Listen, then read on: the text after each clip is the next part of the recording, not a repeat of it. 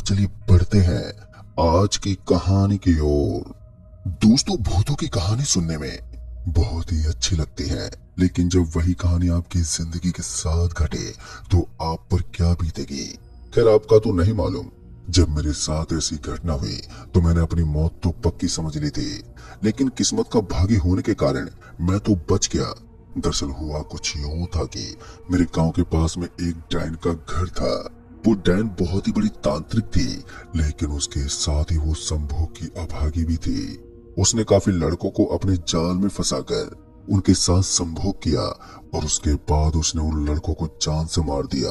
और सबसे हैरानी वाली बात तो ये थी कि कोई भी गांव का आदमी रात के समय अपने घर से नहीं निकलता था, क्योंकि उस डायन का खौफ जो इतना था।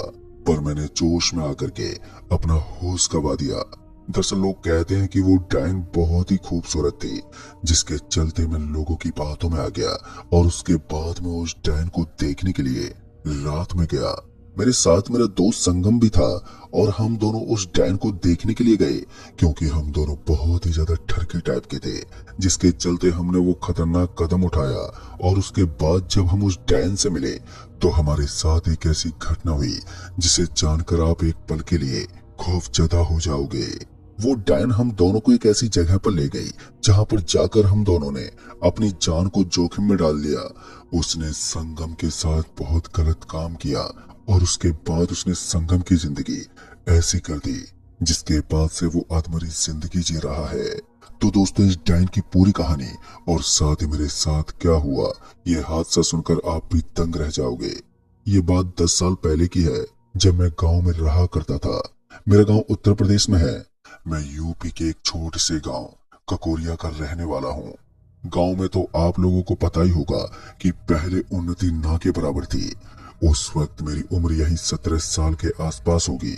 मेरी पढ़ाई पूरी हो चुकी थी और मैं और मेरा दोस्त संगम, हम दोनों थोड़े बिगड़े हुए टाइप के लड़के थे। मतलब हम दोनों को मौज मस्ती करने का बड़ा ही शौक था। जब हम दोनों की पढ़ाई कंप्लीट हो गई तो हम दोनों खेती बाड़ी किया करते थे, क्योंकि वही हमारी रोजी रोटी थी। दोस्तों, उस वक्त ठंडियों का मौसम चल रहा था और हम दोनों रोज खेत पर जाते और हम वहीं पर घूमते फिरते रहते।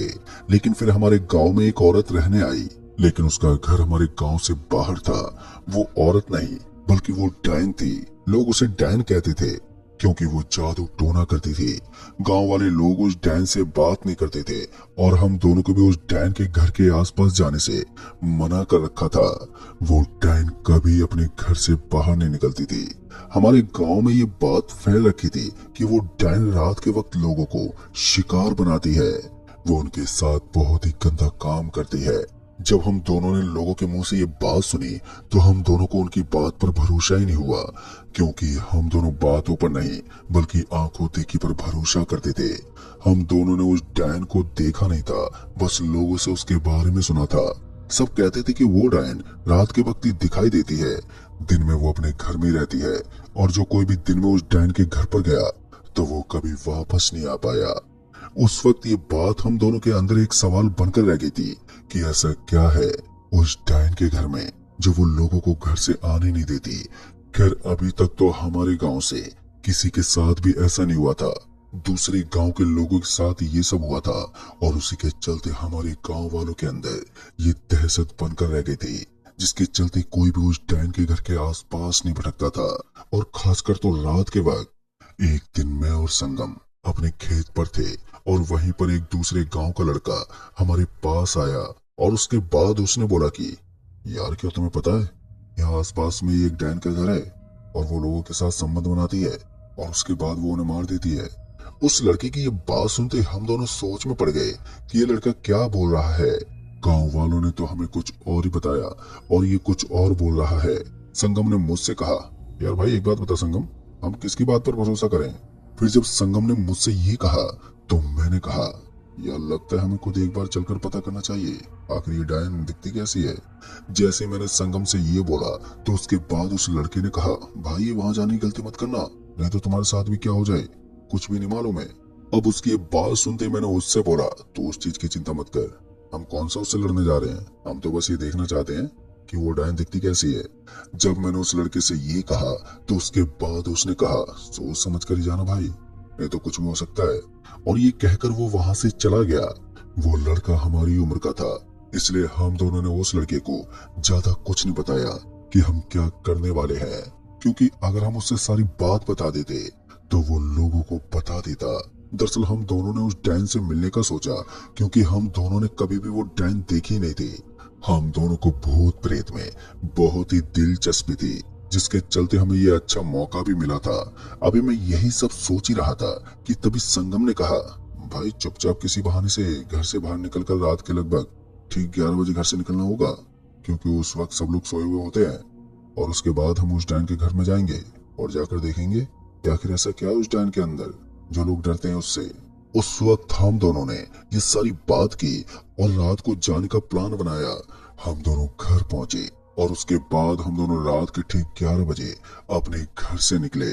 हम दोनों गांव के पास वाले बरगद के पेड़ के पास जाकर मिले। तभी संगम ने बताया कि भाई मैं बड़ी मुश्किल से घर से निकला हूँ। जब पापा सो गए तो मैं घर के पीछे वाले दरवाजे से निकल कर आया हूँ। संगम की ये कहते ही मैंने उससे कहा, यार रिस्क तो लेना ही पड़ेगा, वरना हम उस डायन को देखेंगे कैसे। इतना बोलने के बाद हम दोनों निकल पड़े उस डायन के घर की ओर। कुछ देर के बाद जब हम दोनों उस डायन के घर पहुंचे तो उसके बाद हमने देखा कि हमें उसके घर के बाहर कोई भी नजर नहीं आ रहा था। बस गहरी खामोशी वहां पर पसरी हुई थी। उस वक्त कुत्ते के भौंकने की आवाजें आ रही थी। अभी हम दोनों उसके घर के बाहर ही खड़े थे कि तभी संगम ने कहा, भाई क्या करें, चले क्या घर के अंदर। जिस पर मैंने उससे बोला, यार घर के अंदर जाना ठीक नहीं है, एक काम करते हैं, हम उसके बाहर आने का इंतजार करते हैं, उसके बाद हम उससे देख ही लेंगे और फिर चुपचाप घर चले जाएंगे। जब संगम से मैंने ये कहा तो उसने मेरी बात पर हामी भर दी और उसके बाद हम उस डायन के बाहर आने का अब इंतजार करने लगे। अभी हम दोनों वहां पर देख ही रहे थे कि तभी हम दोनों को किसी की आवाज सुनाई दी।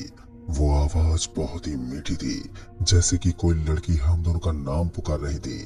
उस आवाज को सुनते ही जब हम दोनों ने अपने आसपास देखा तो हमने पाया कि वहां पर हमें कोई भी नजर नहीं आया।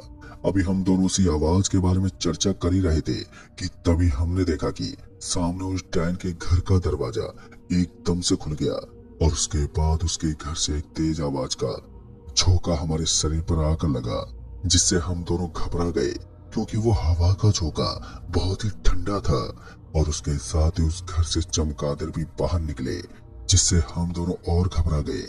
अभी हम दोनों वहीं पर खड़े ही थे कि तभी किसी ने हमें धक्का मारा और उसके बाद हम दोनों उस घर के अंदर चले गए।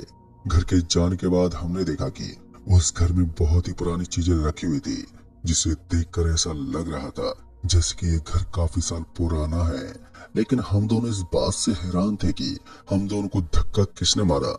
और यही सब सोचने के बाद जब हमने पीछे मुड़कर देखा तो हमने पाया कि घर का दरवाजा बंद हो चुका था, जिसके चलते संगम चिल्ला उठा कि भाई ये दरवाजा अपने आप कैसे बंद हो गया। अब हम दोनों थोड़ा डर से गए थे कि आखिर ये सब अचानक से हमारे साथ क्या हुआ। मैं संगम को समझा रहा था कि भाई ज्यादा घबरा मत। जब मैंने संगम से ये कहा तो उसने कहा, भाई कहीं हमने यहाँ पर आकर बहुत बड़ी गलती तो नहीं कर दी।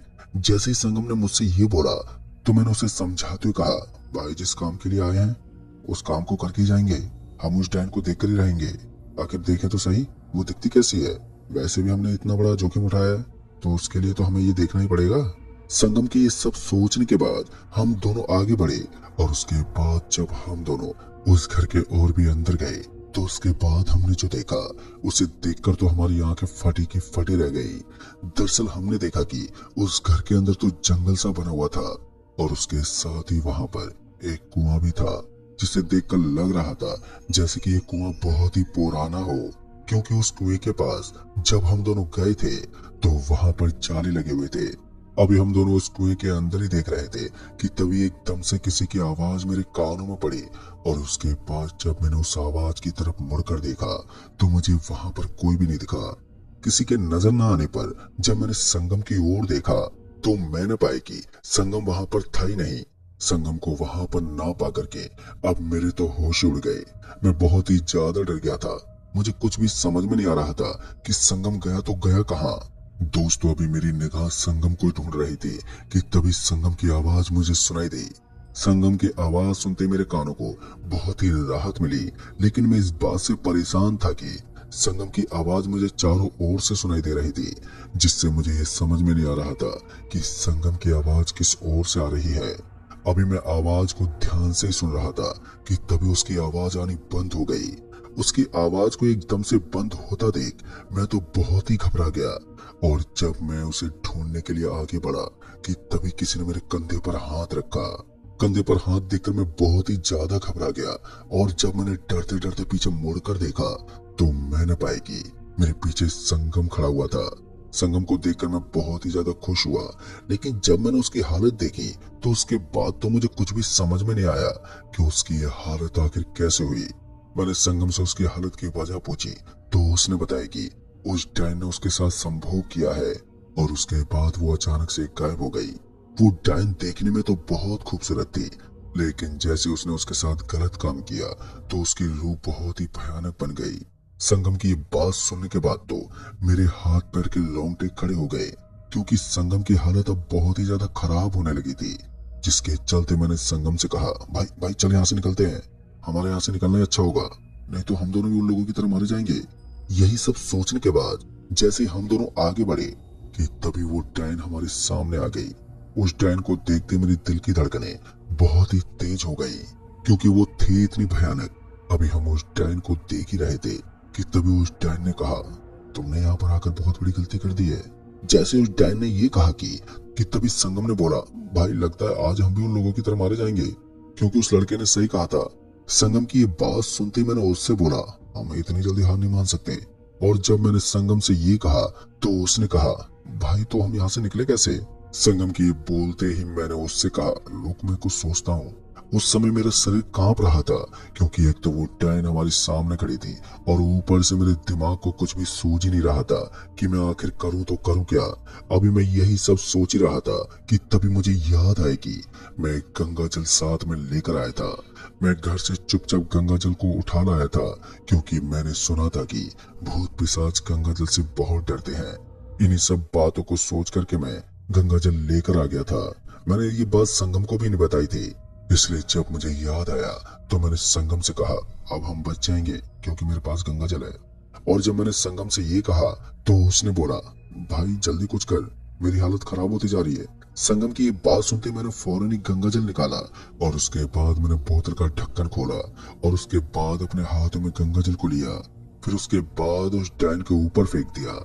गंगा जल डायन के ऊपर फेंका कि तभी उसकी एक जोरदार चीख निकली, और उसके बाद वो छटपटाने लगी, और फिर वो अचानक से गायब हो गई।